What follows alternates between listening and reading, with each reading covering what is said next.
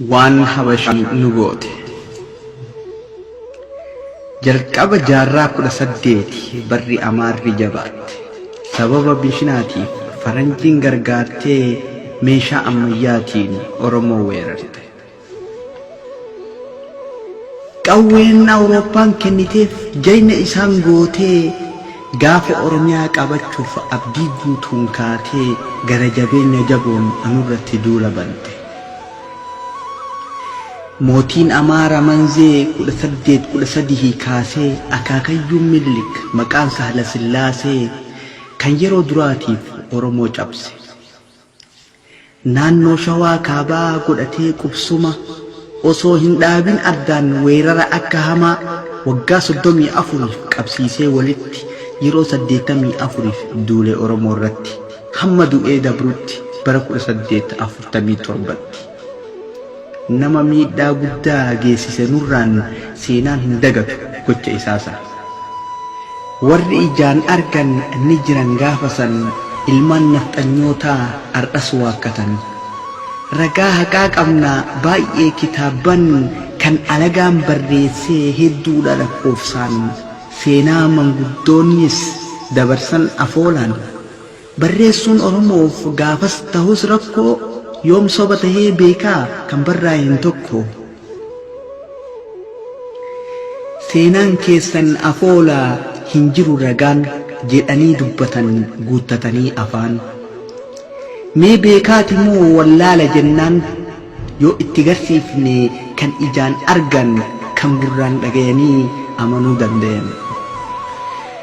Afaaniin dubbadhee irra dabruuf hin jenne dhugumaan dhiheessaa ragaa quubsaa kennee qalbiin na caqasaa seenaa soban qabne. Akkuma qara kaasee maqaa Sahla Sillaasee kan dura nu cabsee isa tahuu ibsee akkamittii fi yoomii ragaa dhiheessee gochawwan suukaneessaa isaa gattarreessee kan hin beeyne haa beekuuf itti himee barsiisaa tooftaa ittiin nu cabsan san lamuu karaa cubsiisaa. Akaakayyuun isaatu gochi isaa fafaa maaf gurri na dhagayaa Minilikuma qofa wal dhaalchisan aangoo yoom jarri nuuf rafa hunduu nuuf hinnaane nu haxaawanii lafaa kunoo seenaa isaanii amman isiniitti dhufaa.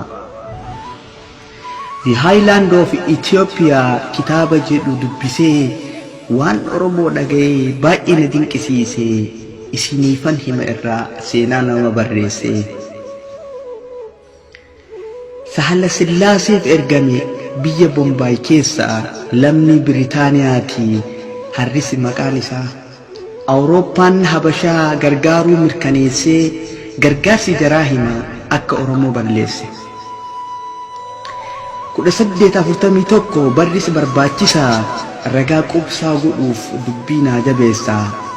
Ebla 24 baruma kana keessa mootummaan Ingilizii akka ajaje ibsee barreessaan Bombaayii xalayaa barreessee hoogganaa injiinaroota harrisiin dubbisee Ankoobar akka dhaqa gara Sahla Sillaasee Abisiiniyaa kibbaatti ergamuu kan addeesse kitaaba isaarra jira ragaa maxxansee. Baatii 18 taa'ee isa bira faranjichi taajjabee gocha isaatirraa waan dhagayee fi arge yoom hambise irraa kitaaba guddaa barreesse iccitii Amaaraa The Highland of Ethiopia jedhee dura himeera. 1844tti Londanitti maxxansee yeroon arra dubbisu ilmaan na boochise gocha gara jabeenyaa mootii Sahla Sillaasee mee isiniifin seenessaa dhagayaa waan dubbise. Waa'ee Finfinnee kaasee kitaaba isaa keessatti bobbaa boojiif saamichaa kutaa jedhu jalatti gocha waraana Amaaraa waan nama suukaneessaa akkana jedha harrisse dhugaa arge odeessa. Dura Sahla Sillaaseen marii xiqqoo godhee gara loltuu isaatti fuula gara galee ayyaanni abbootii isin haa jajjabeessu jedhee waraana isaatiif erga eebba godhee akka Oromoo barbadeessan gubaa fi qawween qajeelche gara jaraa ajajatti kennuun. kan weeraruuf deeman qe'ee Oromoo laalee haala isaan itti jiran akkanatti xiinxalee dubbadhee jedha harris ani ittiin daballe.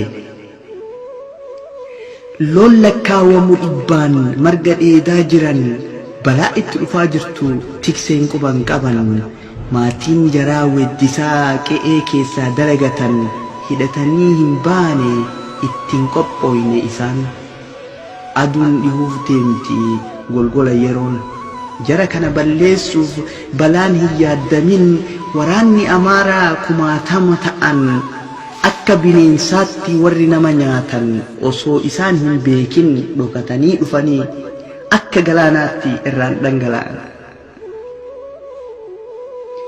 Dheessuu eegalan ummanni rifatee qawwee fi ibiddaan Amaarri weerartee kan dheessu lubbuuf ari'anii ajjeesaa midhaaniif mana isaanii gubuun barbadeessaa fagoorraa mul'ata bilbilli ibidda isaa kan naannoo sanii ifu waan nama dinqisiisaa aarri achii bahu waaqa dukkaneessa. Loonni isaanii oofatuun saamicha gaggeessaa akkasitti Amaarri Oromoo balleessaa yeroo duraatiif seene Finfinnee keessa.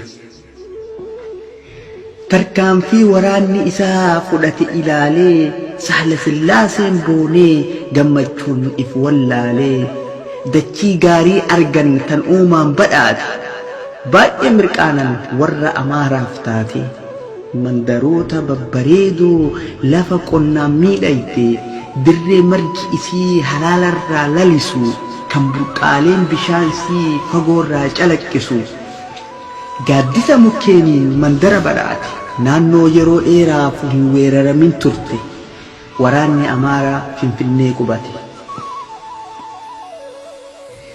Diinan nuti duulaa Oromoon tasuma hin yaanne Inxooxxootti baqachuufillee yeroo hin arganne qabeenya isaanii gatanii lubbuu hambisuutti baqatanii jara jalaa dhokatan bosonatti manguddoo dardara dubartii ijoollee osoo hin jedhin ija tokkoon laalee kan muka kore mukarraa buusanii nama ijaan argan cufa adamsanii haal duree tokkoon malee qabanii ajjeesanii reeffa ciisus qaama irraa muratanii erga biyya saamanii ibidda itti qabsiisanii walitti qabanii horii jaraa oofatanii bakkee fi qe'ee reeffa Oromoon guutanii faacha reeffarraa muratan qabatanii bahanii gammachuu injifannoo Amaarri lafa dhiitan.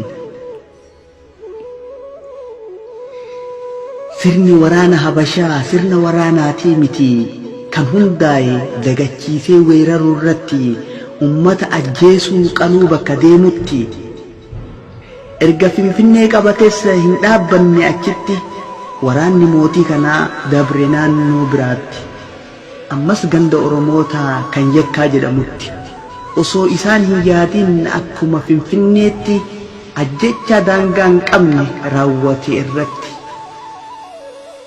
waraanni Amaaraa addaan faffaca'ee wal waamee dhufa dibbee rukutee hojii godhatee saamicha raawwachuu shamarran booji'ee horii oofachuu qaanii tokkoon malee sirbuu gammachuu. Bultii waraana Amaaraa harriseeroo dubbatu jedha raajiidha halkan sagaleen dhagayamtu karaa tokkoon iyyi loon Oromoo goolamee karaa biraan iyyansa shamarran booji'amee kan gurra nama duuchu kanatti makamee ibidda gubaa jiru mandaratti qabamee. Waggoota 40 gidiraa agarsiisee Oromootti shororkaa akka malee buusee waaqni lubbuu isaa fuudhe Sahla Sillaasee 1847tti barrisee barbaachisee.